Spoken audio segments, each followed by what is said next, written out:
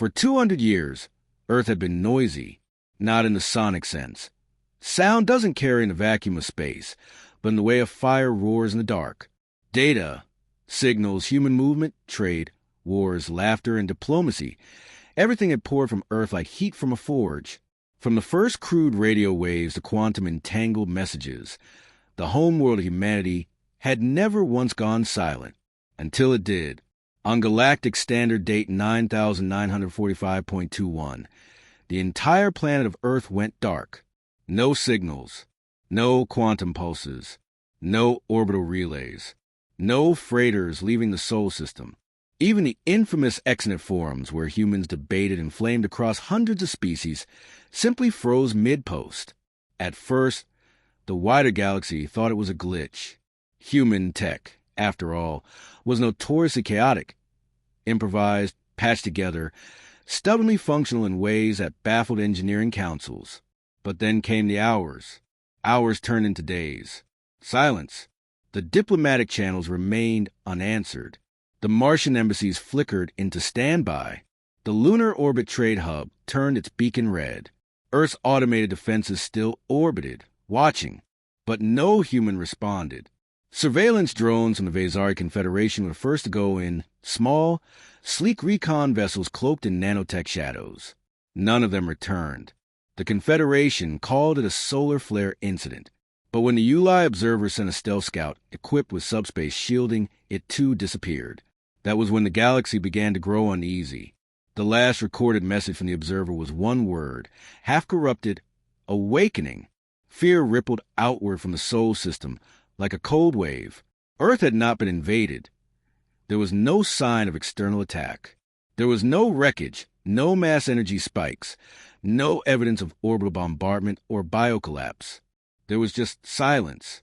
Heavy, perfect silence. Some called it strategic retreat.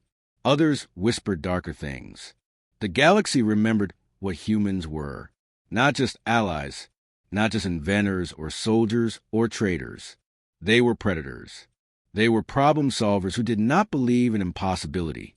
Every time the galaxy had offered them a wall, they had brought a hammer, or worse, a tunnel and a smile.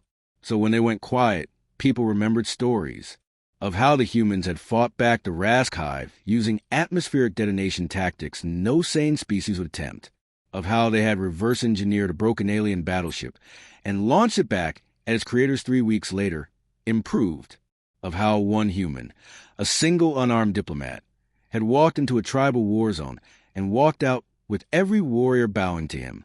Humanity was not to be underestimated. But now, Earth was silent, and that was not normal. That was not human. The Galactic Assembly convened an emergency session, the first in 80 years. Delegates from every quadrant gathered under the crystalline dome of Solaran Prime to debate, and the mood was sour. The Andari called it a civil collapse. The Frenthos suggested a biological scourge. The Marnexian hive queen proposed that the humans had finally turned inward, choosing isolation. But the Drek-Owl said nothing. Those lizard-like tacticians had once fought humans, and lost half their star dominion in 7 weeks. When asked for comment, their high strategist merely replied, "They are preparing." Still, the galaxy could not wait. Trade routes were suffering. Pirate activity in former human corridors had increased tenfold. The Order of Silent Stars, a species of telepathic historians, claimed they could no longer sense the human frequency. They described it like standing before a mountain that used to hum, and now hearing nothing but stillness. 2 more ships were sent, one by the neutral Vari Archives, equipped with ancient shielding, another by the ambitious Kolari Mercantile Guild, hoping to steal tech while Earth lay dormant. Neither returned. Not even debris was found. The silence had teeth. Then, without warning, Earth's moon pulsed. Just once. A single burst of coherent light from Luna, visible to dozens of deep-range telescopes, spelling in basic binary. Do not come. That was all. No follow-up. No context. No explanation. Just a message that chilled even the boldest species. The galactic economy reeled. Human tech was everywhere, in starships, in medicine, in agricultural systems. And yet no support came. The colonies on Proxima, Gliese, and Tau Ceti remain operational, but when contacted, their response was cold. "We are not Earth." That was when the galaxy truly began to panic. For Earth was not just a planet. It was an idea. It was a forge from which every human trait had emerged. If it was shutting itself off, what did that mean? What was brewing under that silence? Theories multiplied. Some believed the humans had uncovered a threat so great they had turned inward to confront it. Others believed they had finally discovered something older than the galaxy itself buried beneath their own crust. A few extremists claimed that Earth had transcended, ascended to a higher plane, leaving behind the physical realm. But the most frightening theory came from the Tali seers. They had long studied pattern shifts and probabilities through their mind-wave resonance fields. According to them, humanity was aligning itself, not disappearing, not collapsing, but focusing, preparing. For what? No one could answer. Then came the breach event.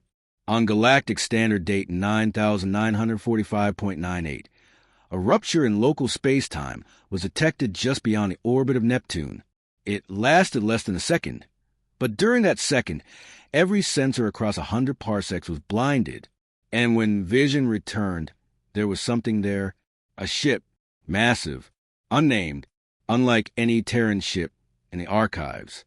It hung above Neptune like a god's blade, black, angular, pulsing with power signatures that bent the very laws of physics. No signal came from it, no human name, no insignia. It did not move. It only watched. Observers called it the Sentinel. In the following days, dozens more ruptures appeared across solar space.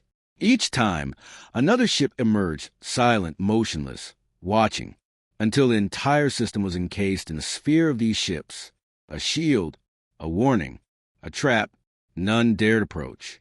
Not even the Zarkid nomads, famed for their death worship and recklessness, sent scouts. The galaxy had seen enough. They had touched the silence and felt it stare back. Then Earth finally spoke. It wasn't a broadcast. It wasn't even a message in the traditional sense. It was a pulse, one that traveled through subspace, quantum fields, gravimetric currents, even dark matter bands. Every species felt it, every leader, every child. It wasn't words. It was emotion, power, purpose. The message was clear. We see you. Stay where you are. Some went mad from the intensity. Others cried, not from fear, but awe. The Drekau strategist kneeled, without knowing why. The Hive Queen of Marnix fell silent for the first time in her lifespan. The galactic map redrew itself that day. Earth was no longer open. It was a black star, off limits. Forbidden. Untouchable. The Assembly passed a resolution unanimously. No ship was to enter soul space. No probes. No trade. Nothing. But the humans were not gone. Their colonies remained. Their AI partners in distant systems continued their work. Their warships elsewhere in the galaxy did not withdraw, but they, too, were silent. Eyes turned inward. Orders reduced to pure function. Humanity had done something. Something vast. Something final. Some believed they were building a god.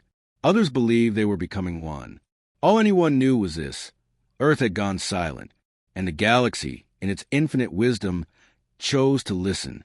For to stir that silence was to risk waking whatever now stirred beneath the clouds of blue and green. And no species, no matter how ancient, wanted to be the one that found out what answered.